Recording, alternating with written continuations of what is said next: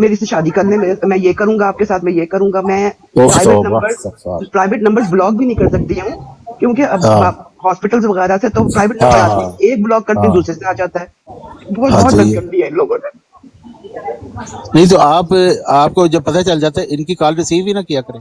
अब नहीं करती हूँ ना, लेकिन प्राइवेट डिफरेंट नंबर से भी करते हैं ना चौहान साहब, यही तो बात वो कह रही हैं कि एक ब्लॉक को दूसरे से कर देते हैं। अब बंदा अपना मोबाइल बंद तो नहीं बंद कर सकता ना उनके लिए, स्पेशली जब आप हॉस्पिटल में हो तो आप होती है ना कि एकदम कोई खैर की खबर हो, कुछ हो, कोई इमरजेंसी। हाँ बिल्कुल, क्योंकि मैं ट्रांसलेशन लेकिन इसको आप पुलिस को नहीं बता सकते, आपको ये मतलब हरास कर रहे हैं।